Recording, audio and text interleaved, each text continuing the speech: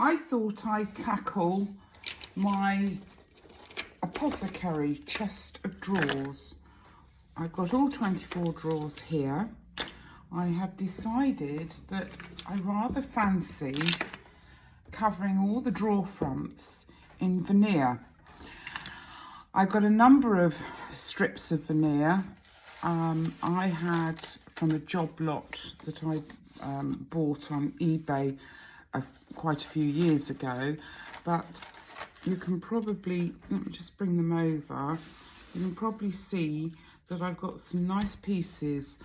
I'm not sure of what the woods are, but I think some of these would suit this chest of drawers. So the idea is that I would glue the faces down onto a portion of this, leave it to go off, and then sort out, let me just show you, sort out cutting the edges off. I think would be easier than trying to cut out this veneer beforehand and trying applying it to the drawer fronts. So I'm just looking to see what I've got. That's a beautiful piece of veneer. That is exceptional. I do like that. And I've got all sorts of other pieces. I can go darker if I want to. There's a beautiful piece there. I don't know what wood it is, but I don't think that really matters so much. So I think what I'm going to do is I'm going to start off with all the little bits and pieces that I have. That's not veneer, that's a piece of balsa wood, so we'll take that out of the mix. I've got some very fine strips which I will repurpose and put along the edges. So it's quite a fiddly job. Do I do them in one veneer or do I do them in different veneers? For instance, I have this, which I think I can get in all 24 pieces on. Do I do them all the same? Maybe, maybe not. I've got to make some decisions. What I've done so far is I've put a fascia on the front. I haven't done the cross pieces here yet, but I've run some veneer up there and across at the top and across at the bottom. I have got a pile of little bits of wood, and I do intend to do the cross pieces, and then once I've done that I can give this, the whole of the top, the front of it, a good sand. I've now got some wood. I've roughly cut this. I haven't cut it exactly because once you put it down, it's ideal to actually trim. Obviously, cut exact across the top here is about 1 millimetre off, completely fitting snugly, and I want to do that, and then I can get that glued down, and then I can start focusing on these pieces and also at the bottom as well. So it is the tiniest slither that needs to be cut, and whilst I'm cutting across the grain, I'm putting no pressure on the knife, the craft knife at all, to go through this. It gently goes through of its own accord. Gosh, I'm getting my words muddled. And as you can see, it just comes away nicely. So if I now go to here, that actually fits in that space absolutely beautifully. So let me just grab my glue. I've got a glue applicator, and what I'm going to do is I'm going to actually put the glue on this surface. I don't want any bits of this veneer lifting.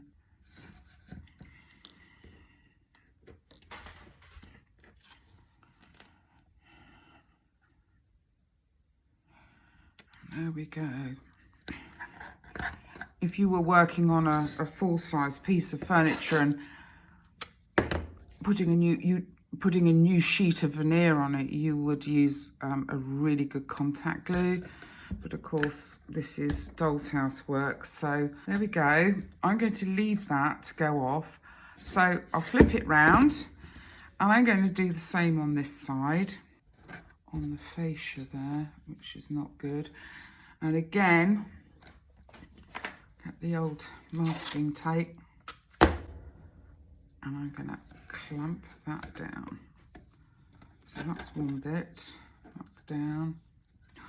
Yes, it is lifting, bowing very, very quickly. So there we go, that can stay as is for now. And what I'll do is I'll let that dry and then I'll come back to it and I shall start putting the side pieces on so that when I put the front on, I can cover up the ends of the side pieces so that it's not on view. Good, good, good, good. So I've just pulled off now the masking tape that's been holding these side pieces together. It's taken really well and I like the finish. I'm really pleased with that. Oh, the other thing I decided to do, because I'm doing it this way and from the front you'll not be able to see any of the joins, I've stripped the front. I'm going to have a think about that. Haven't quite decided, but I am going to have a think about it. But in the meantime, what I want to do now is I want to finish off the sides by smoothing out, and I don't know whether you're going to be able to see this, but there is a slight lip. And I need to now cut along there and cut it flush with the unit. So again, no pressure, because it really does, it just falls off. It's like cutting into a Cadbury's flake. You can't really, and you have to be very careful when you're cutting into this. So I will do the back side of that now. I'm just trying to see. Right, okay, I'm going to do this end first because that's nearer and flatter on the floor. And then I'm going to turn it over. Sorry, you're not going to see this bit, but that means that the top end is flat on the floor. It's the overhang from the top of the chest of drawers that's causing the problem. So that's the bottom piece in. Of course, the next piece to go in is at the top. And of course, that needs to go in. So I think what I'll do is I'm just going to get a mark on that. Right, let's just mark that off there. I think that will work. And with this, because it's so slim, I'm just going to snip it. I'm going to snip it. There we go. And I'm going to do another one for the other side as well. There. So let me grab my... Oh, I've just probably got about enough glue before this. That's the trouble with wood glue. Well, it's like all glue, I suppose. It goes off a little bit quick. You know, you think you've got enough time with it, but actually you haven't really. So if I push that into there, onto there, and just check it at the front. Yeah, that's spot on. Yes, I'm going to deal with that. So what I'm going to do is I'm going to do that, which is somewhere close to the middle. And I'm going to glue up that run along there with some glue. And I'm going to attach that so it's right up to the front edge. Sorry, folks, I've got you watching one side of the screen, haven't I? So if I was to do that... Oh, I seem to have a pencil mark there. Never mind, it can all... I think it can be rubbed out. Is that a pencil mark? It is as well. Can you believe it? Right, okay. Oh wow, I'm liking that very, very much indeed. Now everything on the side is now dried, I am now going to frame out again here, get that all put into place, the front and the fascias here as well. But I want to put this front in before I start building up with the fascia on this side. And of course, eventually I can then put the top on. I'm going to stick that on to the top. I'm going to line it up at the front. I've got slight overhang here and along the back and down the side, but once this is glued down and it's left to dry, then I can trim off all those edges.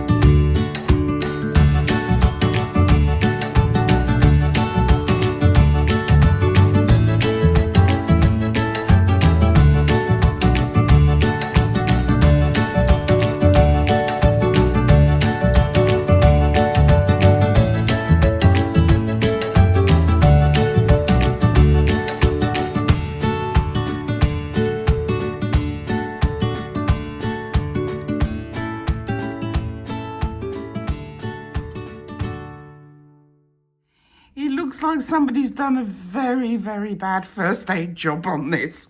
Anyway, I'm going to let that go off now and dry. Get the glue to dry, and then I'm going to prepare to do the cross pieces. And then I've got to make a decision on the drawers. But actually, from what you can see at the moment, I am so pleased with how this has worked out.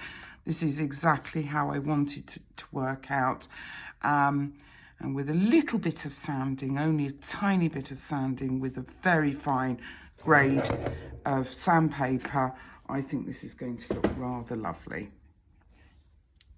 In my last video, I made mention about the skirting board in the kitchen and fitting it, and I didn't. I had a change of heart. The skirting board that I bought, I felt, was just not quite tall enough for this cottage. And whilst I wanted something simple, I didn't want fancy, I just wanted plain. So what I've done is I've pulled out, I've got 2 lengths of skirting board, which is all I was working with before. And what I've done is I've taken one piece that's not been painted, and I've taken the top off. What it's left me with is a slight curve inwards to the top of the skirting board, and that for me, I feel, is the right size for the room. I have spent quite a while sanding down to try and get rid of the white paint off these skirting boards that I have now trimmed up ready to go in the kitchen family room. I was getting to the point where I was actually in fear of sanding them away. So that was the original piece of wood that had no paint on. And what I've done is I've used some paint stripper, and with paint stripper, taking it off and then just washing it down lightly with a damp cloth, I've now ended up with these lovely dry pieces of skirting board. And of course, in true Leslie fashion, I am now going to use the tung oil, and I'm going to give them a coat, and that will match up with the door out into the hallway, and also the skirting around the kitchen units, which will be going into the house permanently in the not too distant future. I tend to jump from one job to another, but I find that works for me, and I think that creates the interest. It may also, for the viewer, create some anticipation of what's going to happen next. And quite frankly, and it's been the story of my life, you never really know with me. Well, I have to say that this is going on absolutely beautifully, and it's doing exactly what I hoped it would do, and it was worth taking the time with some paint stripper just to take the last bits off. I've got a nasty bit there, and I've also got one there, and I don't know what that is quite, but what I will do is I will try and avoid it in the cutting when I put this skirting into place. But yes, so there we go. I'm going to leave those now to soak in, and of course, once, as with all every time I do this with tung oil, once it's soaked in and it's had a good half an hour to an hour, then I will buff off with a bit of kitchen paper, and then those will be ready to go into Crossley House. And this is the result of all that patience with the veneer. It is now absolutely firmly in place. The top's firmly in place. It's going to need a little bit of sanding down, which I will do gently, and also just want to finish those corners off so there's a little bit of softness on the corners. But other than that, I am absolutely thrilled to pieces with this. This has really gone as well as I wanted it to, and better. What I am going to do is I'm going to put the cross pieces on now and get those fitted into place. And when I've done that, I can start deciding on the veneer for the fronts of each drawer. I found in my stash of veneer that I've got one lovely length, unspoilt, she says, unspoilt piece of veneer. I am now going to, I'm just going to get some tissue down first. What I propose to do is I'm going to organise putting the box fronts onto this piece of veneer, and believe it or not, I'm going to be able to get all 24 box fronts on this piece. I've got my glue, I've also got my wood glue, which is ready to go, and I'm going to glue up a bit at a time. I'm not doing it all in one hit, but I'm just going to glue areas of this, and I think that will do for the moment. And then I'm going to spread this around, and I'm going to set the drawer fronts face down in the glue. All the drawer fronts now are stuck down to this veneer. Put the top on and then apply some weight and pressure. This is a fabric weight to stop fabric moving on a board. So it's really heavy and it's really good. It's a good choice of weight to put on these drawers. Everything has dried now. The veneer has dried onto the drawer fronts, and all I have to do now is grab a blade. Let me move that out of the way, and yes, so now it's a case of cutting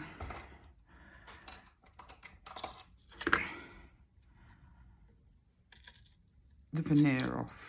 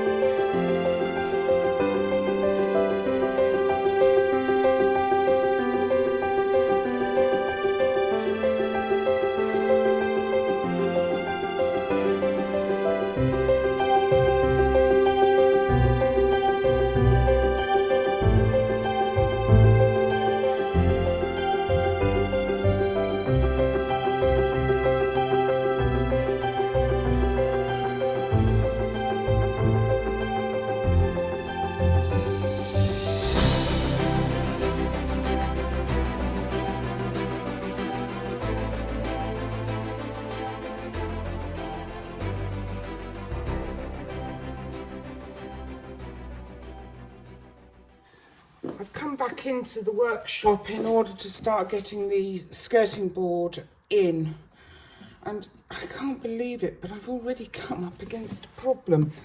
I know that the floors that I've put down are actually absolutely level, but for some inexplicable reason, it's raising in the kitchen, and then I'm having to push that down in the family room. So in order to solve that problem, I think I'm going to have to put a nail in to stop the skirting board from pinging the one way and then the other. It's almost like a seesaw, and it really is not working. Oh, let me get my glasses out of there. I don't know what's going on there. All these problems. Okay, so I think what I need to do is I need to find a pin to put in there, and then I need to then push down on this side, so that, because I don't really want to have to start putting another finishing piece at the bottom of the skirting board. So clearly it goes uphill and back down the other side, which is not a good idea, not how I'd hoped it would turn out. So what I'm going to do is I'm just going to put a pin. Now I can deal with the pinhole, that's not a problem. So, gosh, I can't believe I'm doing this. I'm nailing bits in.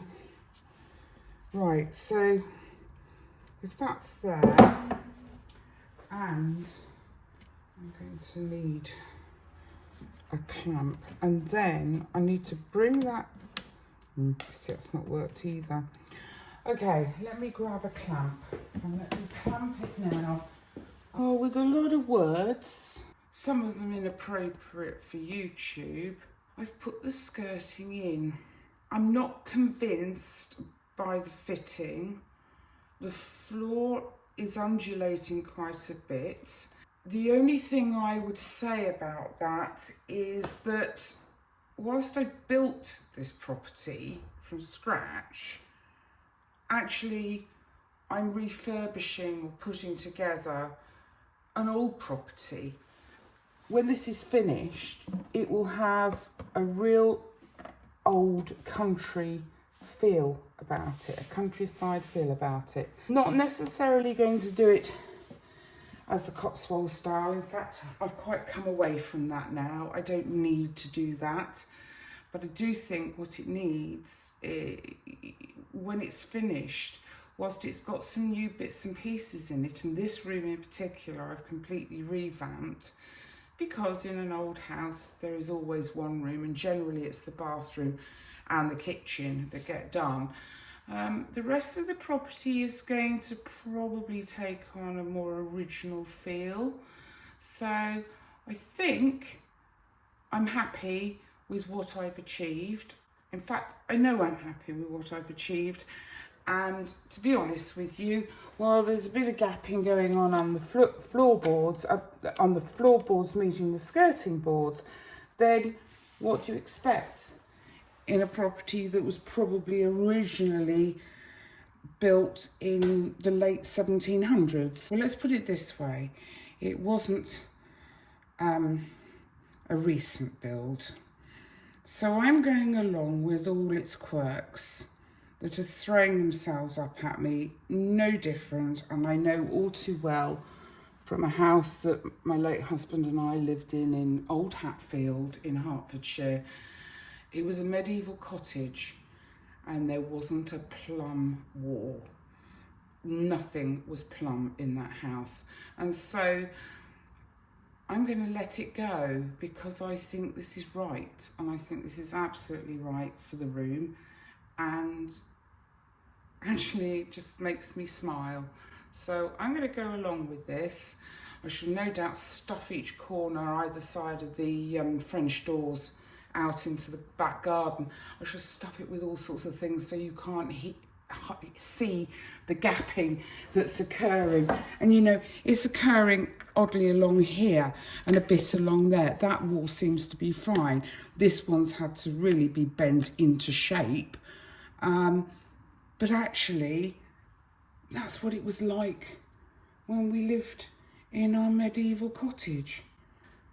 And I'm happy with that because it just wasn't square. It was more than a hair out of square. So that's me fitting the skirting board for now. There will be another piece to put in, and it will be behind this peninsula piece with that lovely little islandy bit at the end. What I'm going to do is that peninsula bit, I'm going to run the same skirting board along the back, but I can't do any of that now until I've got the tall unit fitted and I've got that peninsula fitted, and then somehow I'm going to go through these doors from the back garden and I'm going to fit some skirting board along here. So I look forward to doing that. And then as far as decorating is concerned, I think that room's complete. The other thing that I've been a bit mithered about is I have a crack. And again, this is something you would get in an old cottage. So if I bring you forward, I'm going to admit to this, but look at that. I don't know whether you can, I don't know whether it's focusing well on that. Let me just see if it'll focus. Oh, there we go. It's right there. And I'm going to keep it because somehow it's a settlement of the building way back in the day. I will give it some filler, and I might well even give it a coat of paint over the top. But you know, I think I'm happy with the way things are. And I feel that this is Crossley House coming along quite nicely. I mean, look at the gapping under there. But actually, it would be like that. And of course, I've taped it down for its life along here.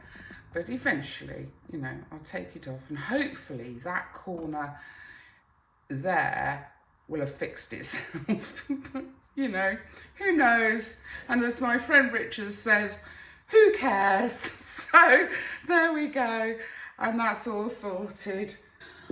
I'm now on the following day, and I return to see what's happened to this skirting board. So let me just carefully just remove the duct tape, the frog tape. And I might have just kind of got it. Actually, it's not that good, but do you know something? It's fine. There we go. I'm going to leave that. I'm going to take the clamp off, and I'm going to call that a done deal. I'm happy with that. There's nothing more I could have done for it. It didn't quite reach the bottom, but it doesn't matter. It's absolutely fine. So that's it for today. Yeah, it's been another busy episode.